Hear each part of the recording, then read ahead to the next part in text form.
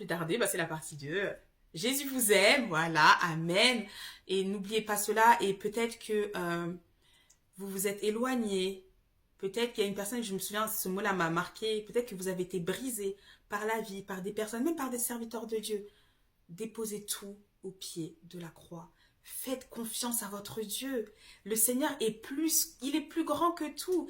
La Bible dit que celui qui vit en nous, dans le cœur des croyants, il est plus grand que celui qui vit dans ce monde. C'est la raison pour laquelle, par moments, on peut avoir de grands combats, de grandes attaques. Mais celui qui est en nous est plus grand que celui qui est dans ce monde. Et ça, c'est une réalité. Avant que je parte justement de la maison, le Seigneur me disait, mais le combat est lourd, les enjeux sont grands, les enjeux sont importants. Pourquoi est-ce qu'il y a autant de combats? Pourquoi est-ce qu'il y a autant de dégâts dans le monde? Mais parce que les enjeux sont véritables, les enjeux sont réels. C'est la vie éternelle ou la mort éternelle. La vie éternelle avec Christ ou la mort éternelle avec le diable et ses démons. C'est tout, il n'y a pas deux camps, il n'y a pas plusieurs camps, il n'y en a que deux. La vie ou la mort. Dans les cieux, c'est Jésus-Christ, il n'y a pas d'autre nom. Il n'y a pas d'autre nom. Et nous, notre mission, c'est d'annoncer Christ. Beaucoup de personnes vont dire que vous faites du prosélytisme. Non, ce n'est pas du prosélytisme. Pourquoi? On est juste en train de vous annoncer. On te dit, c'est la vie ou la mort, tu choisis. Nous tous aussi, on a choisi. Qui va aller en enfer? Il y a des personnes qui ont vu l'enfer, ils ont compris. Ils se sont repentis bien vite et c'est une grâce. Parce que ce n'est pas donné à tout le monde d'aller dans le séjour des morts et de revenir. Vous voyez? Et puis surtout, si autour de vous, vous avez des personnes, même en Christ, qui n'oseront pas ouvrir la bouche pour la résurrection des morts, c'est fini. Vous voyez un peu? C'est la raison pour laquelle, d'ailleurs, le Seigneur nous équipe pour que nous puissions être à notre poste et pour que nous puissions laisser la puissance de Dieu se manifester dans les vies. Ça, c'est la mission que Dieu donne à chacun de ses enfants. Chacun son échelle, chacun son lieu, vous voyez? Donc, c'est important, vraiment, laissez-vous conduire par le Seigneur. À un moment donné, ce n'est plus le temps des excuses. Ce n'est plus l'heure des excuses. Ah oui, mais là, non, mais dans mon travail, je peux pas. Oh, ma famille. À un moment donné, le Seigneur, il dit, hey, bon et fidèle serviteur, entre dans la joie de ton maître. C'est un choix. C'est un choix de marcher dans l'obéissance. Le Seigneur dit que celui qui m'aime pratique mes commandements, obéit à ma parole. Cela n'a jamais changé. Cela n'a pas changé. Là, le Seigneur, il est en train de me rappeler une lecture. Vous savez, le discernement, en fait, c'est le Saint-Esprit qui est en train de nous parler, qui nous dit, voilà, tel esprit est en train de te parler. Ce n'est pas l'esprit de Dieu, c'est l'esprit de Jézabel, ou c'est l'esprit de la sirène des eaux, ou par exemple une personne qui est malade, voilà, ça peut être le cancer, etc. Voilà, c'est ce que Dieu nous révèle. Mais aussi, plus on est proche de la parole de Dieu, plus on la lit, plus on la médite, plus on la pratique, plus on la maîtrise avec le Saint-Esprit, et plus notre discernement aussi est aiguisé. Vous voyez un peu? Cela veut dire en fait qu'à un moment donné, de la même manière où on dit qu'il y a deux camps, la vie ou la mort, c'est pareil, vous voyez? Moi, je lis ma Bible et ma Bible me dit que s'il y a ça, voilà quelles seront les conséquences. Ça veut dire que moi, j'observe les conséquences dont Dieu parle dans sa parole, mais en même temps, on me dit que non, c'est pas ça. Si, c'est ça en fait. Oui, c'est ça. Je vais vous donner un exemple. La Bible dit que toi, tu me parles des œuvres sans la foi, mais moi, je te montrerai ma foi par mes œuvres. Vous voyez un peu?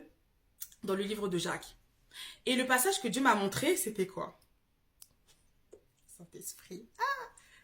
Ok, amen. En fait, en gros, c'était que le peuple d'Israël avait tellement péché contre l'Éternel. Non, en fait, c'était pas ça. En fait, au début, le Seigneur, expliquait. Il disait, voilà, si vous obéissez à mes commandements, à mes lois, à ce que je dis, etc., vous aurez la vie. Je vous donnerai ce pays là où coule le lait et le miel, donc Canaan, etc. Mais par contre, si vous désobéissez à ma parole, je vous rejetterai même de cette terre que je vais vous donner. Ok? Que celui qui a des oreilles pour entendre ce que l'Esprit dit à son Église. Et à un moment donné, oui, Israël avait exagéré. Donc le Seigneur a dit quoi? Puisque vous n'obéissez pas, puisque vous endurcissez toujours vos cœurs, je vais vous faire quitter cette terre. Bye bye. Ok? Donc, une personne qui n'a pas le discernement va expliquer. Peut-être qu'on va dire, non, mais c'est pas ça, c'est parce que c'est la guerre, on a été déportés, etc., etc. Non, la parole dit que oui, parce que vous avez désobéi, parce que vous n'avez pas rendu gloire à mon nom, je vous fais quitter le lieu où mon nom est censé être glorifié et sanctifié. Voilà. Donc, tout ça pour dire que, oui, il y a des gens qui vont parler, mais en fait, qu'est-ce que Dieu dit? Dieu dit quoi? Qu'est-ce qu'il a dit? Voilà. Mais c'est vrai que de nos jours, c'est compliqué. On préfère entendre voilà, tu vas être béni financièrement, etc. Mais on ne parle pas des enjeux. On ne parle pas des enjeux qui sont liés, qui sont attachés à l'obéissance, à la consécration, à la sanctification. Oui, on veut aller vite, mais ça ne sert à rien d'aller vite pour aller en enfer. Autant y aller avec le rythme de Dieu, connaître la voix du Seigneur, reconnaître la différence entre ce qu'on me dit, ce que je vois, ce que Dieu me dit, et apprendre aussi à prendre position. Dieu me dit ça, mais telle personne m'a dit ça, peu importe, hein, ça peut être même un serviteur de Dieu. Hein. Vous voyez un peu, donc peu importe qui parle. Dieu me dit ça, et à côté on me dit ça. Et on va me dire bien évidemment que ce n'est pas Dieu, on sait. Ce serait trop simple sinon. Donc le Seigneur, il exerce, il aiguise nos dons, nos talents, etc. Et il aiguise aussi notre écoute. À partir du moment où toi, tu as la conviction que c'est Dieu qui te parle, mieux vaut obéir à Dieu plutôt qu'aux hommes. Parce que ce n'est pas l'homme qui va t'emmener dans la splendeur de la gloire de Dieu, dans la splendeur de son ciel. Celui qui sauve, c'est Jésus-Christ, roi des rois, seigneur des seigneurs. Et il ne faut pas oublier aussi que dans la vie, il y a des saisons. Il y a une saison où, par exemple, aller à tel endroit, c'était bon. Et bien, à un moment donné, la saison change et le Seigneur va te dire, déplace-toi. Vous voyez un peu? Donc, il faut être attentif. Il faut être attentif au mouvement du Saint-Esprit. Si tu marches par l'Esprit de Dieu, tu comprendras lorsque la saison est en train de changer. Alors que je suis en train d'expliquer ça, maintenant, le Seigneur me ramène dans un moment donné. Je travaillais dans un endroit, bref, dans le social. Et je sentais un shift. Déjà, oh là, il y avait trop de combats, bref. Et je sentais un shift. Et je voyais un peu comme une atmosphère de dépression partout. Et là, on veut me proposer un CDI. Non. Non, non merci. Et en plus, plus je changeais de travail, et plus Dieu me bénissait. Plus même financièrement, franchement, voilà. À chaque fois, ça montait, ça montait, ça montait. Et je tombais aussi sur des personnes mal intentionnées. Vous voyez un peu? Mais puisqu'on obéit à la voix du Seigneur, Dieu va nous bénir, Dieu va nous mettre à part, Dieu va nous élever. C'est pour ça que là où un enfant de Dieu est, là est la faveur de Dieu aussi.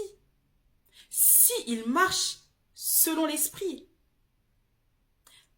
La Bible n'a jamais dit qu'obéir à Dieu, ce serait facile. Hein. Il y a des moments où le Seigneur peut te dire, quitte ton travail, va me servir. Oh, bah ouais, ce sera toujours mieux. C'est tellement extraordinaire de voir à quel point Dieu peut te bénir. À quel point, par exemple, tu te dis, oh là, ça va être chaud, comment je vais faire ce mois-ci et tout. Le Seigneur ouvre les portes, tu dis, mais attends, quoi? Il y a trop de choses à dire. Mais vraiment, vous aussi, ayez votre témoignage avec le Seigneur. Mais en tout cas, le Seigneur dit, celui qui m'aime pratique mes commandements. À un moment donné, il faut savoir à qui nous voulons obéir. À qui nous voulons obéir. Donc, c'était le message de fin. Bonne semaine à vous sous le regard du Seigneur. Que celui qui doit se repentir se repente et reprend la marche. Et voilà, Jésus vous aime, ça ne changera pas. Continuez et surtout, le plus important, Jésus revient bientôt, même si vous ne l'entendez pas. Autour de vous, oui, c'est une réalité. Jésus revient bientôt. Et il va y avoir aussi, oui, une ère où beaucoup de prophètes de l'Éternel vont être élevés et ils vont quitter les lieux où ils sont. Voilà, je dépose ça là. C'est ce que Seigneur vient de dire, oui. Prophètes de l'Éternel, soyez à vos postes. Soyez à l'écoute du Seigneur. Ne vous laissez pas disperser, ne vous laissez pas avoir par l'ennemi. Et vous savez aussi, ok, stratagème, c'est ce que Seigneur est en train de me dire. Ok. Dans la Bible, on parle de la troupe des prophètes, ok? Mais le Seigneur aussi nous dit que l'ennemi, ce qu'il aime faire aussi, c'est quoi? C'est diriger le peuple de Dieu, non? C'est ça. Donc, il faut voir aussi, il faut comprendre qui te dirige. Est-ce que c'est les Saint-Esprit qui te dirigent ou est-ce que c'est quelqu'un d'autre? Parce que quand le Seigneur te dit parle et que cette personne te dit non, mais il ne faut pas parler. Ah non, mais c'est pas comme ci, c'est pas comme ça. Je dépose ça là. Que Dieu vous bénisse et à bientôt. Bye!